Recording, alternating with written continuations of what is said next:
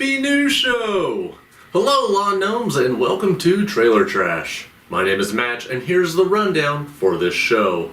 For those of you who don't know, I am a huge movie nerd. From blockbusters to B-movies, I love them all. But here's the thing.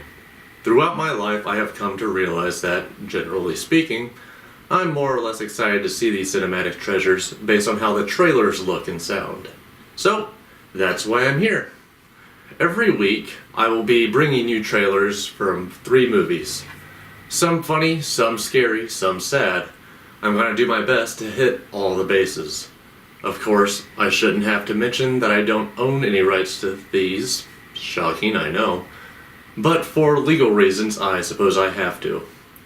Naturally, this means I won't be able to play the full trailers, so links will be in the description. Every episode we will be discussing 3 factors: acting ability, editing, and overall story we get from the trailers in question.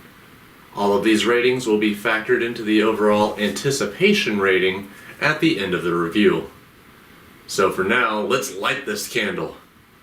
Our first movie needs no introduction. Hi, is anyone home? This is Scott Lang. We met a few years ago. That's right, it's Avengers Endgame. Also, I should point out here, this show will have spoilers when it comes to sequels. It's been almost a year since Infinity War came out, folks. Come on now. A year ago, we got to see some of our favorite supers in the franchise get ashed out. So what now? Well, Thanos finally has a chance to relax, while Iron Man is starving on his own in space. Which reminds me, where's Nebula? Did she ditch Tony? He could have potentially given her some amazing upgrades. She is a cyborg, but I digress. We aren't really going to have to talk about the acting capabilities we can expect to find, as we've witnessed this franchise going on for 11 years now? With both sides of the argument stating that the MCU movies are either too campy, or just light-hearted fun with enough action and drama to keep adults coming back for more. Personally, I side with the latter. As far as editing, they say you get what you pay for, and seeing how Disney used their own Infinity Gauntlet to own half of all entertainment life, they can pretty much have whatever they want. And yes, the scenes are darker, and for the most part are giving off the DCCU goth vibes, but what do you expect? Thanos made half of the life in the universe vanish. Now for what can we get from the story here? Tony has vanished, Cap has a plan, everyone's favorite Shrinky Dink returns, and Clint is back and pissed. Geez, Hawkeye, who died and made you... Oh, sorry about that. What's that? The score? I'm gonna have to give the anticipation rating an 8 out of 10. Yes, it looks phenomenal, and other than 2 or 3 movies, I haven't been steered wrong in the MCU before. But with a title of Endgame, you know even more lives are gonna be lost. And frankly, I don't think my heart is ready for it. And speaking of transitions, damn it! And speaking of my heart not ready for it, do you remember that movie from a couple years ago called A Dog's Purpose? You know, the one PETA had people boycotting because they forgot German Shepherds know how to swim. Well, if their next movie is anywhere near as gut-wrenching, I will be crying so hard within the first 5 minutes that my neighbors will call the police out of fear that I have kidnapped a small child. A Dog's Way Home is about a dog finding her way home.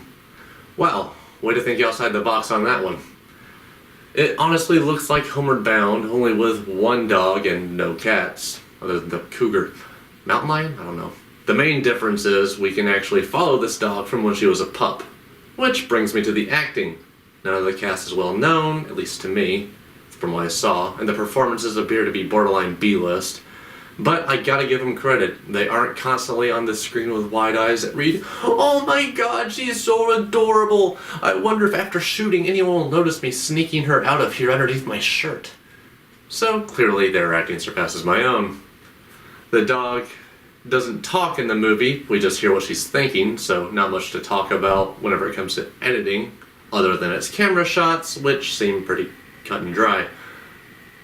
All in all, I'm gonna have to give this movie an anticipation rating of 5 out of 10. I mean, don't get me wrong, I love dogs, but whenever it comes to a title like A Dog's Way Home, you tend to wonder whether or not the dog is actually going to make it. And then the trailer shows you, don't worry, she gets it home safe. So, great, you literally just wasted an entire 2 minutes and 39 seconds giving us the whole movie. Thanks! Lastly this week, we are going to be talking about Happy Death Day to You. Yeah, the title assures us that yes, Tree is still the cool chick in college. This time around though, anyone can get stuck in the loop. Which is immediately proven by Carter's roommate, the guy with the hair that I'm super jealous of. Tree starts dying again because of course she does, but this time all of her snarky friends get to join in on the fun. And by fun I mean... We're in crisis mode, Tree. Who's gonna pledge Kappa now that we have a death curse? And clearly the killer has to be different. Again, much like Avengers Endgame earlier, we don't really have to talk much about the actors, because we've already seen them work before, last time. I mean, yeah, they have great chemistry working together now, but no, their acting still isn't phenomenal, but why would you expect it to? It's a campy college thriller. However, I have to admit, there is something about Jessica Roth, the one that plays Tree, that I am a huge fan of. I just can't quite put my finger on it. Oh well, the mystery remains. In regards to the editing, it pretty much goes the route all thrillers go, using shadows to their advantage. Who is the killer? Where's the killer gonna jump out next? Has anyone seen my car keys? The editing team knows that keeping us guessing generally keeps us interested. Anticipation rating for this Valentine's Day, yeah, you heard me right, movie is a 7 out of 10. I'm excited to see if they have a solution to breaking this cycle this time around, other than, we'll kill who was ever killing us and we won't die anymore. Seriously, the only way to know that broke the cycle would be to die again, and even then, if you get a big game over screen, then congrats. So, what do you all think? Will this be a good year for movies? Do you agree with my anticipations? Let me know in the comments below. And as always, stay fiery, guys. Love you! A little bit lower. Okay. Have your thumb in line with the shaft. Most rotation comes from your elbow. Your wrist should stay locked. A little bit maybe from your shoulder because you're going from, like you see the movie, I throw a tomahawk. Okay, and then, so like I said, your wrist stays locked, but you want to release when your wrist gets about in line with your eyes. Okay. You release with just your fingers. And then start about step back from the counter, feet together, and you step into it, opposite foot. Alright. So you're watching me here. 1, 2, 3, hit please! Imagine me down there. That was a great throw! Wait, it's stuck in the wall. Remember, Rob, pretend I'm down there. I think it's a technicality on that one. Technical foul. Yeah, but it actually stuck in the wall, so better than me. Did you break There's it? a target.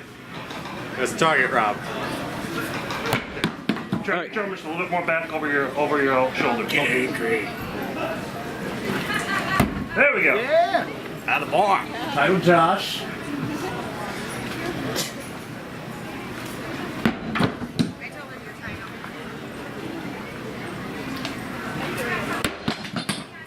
No más. Concentrate. It flipped. Did you use the force?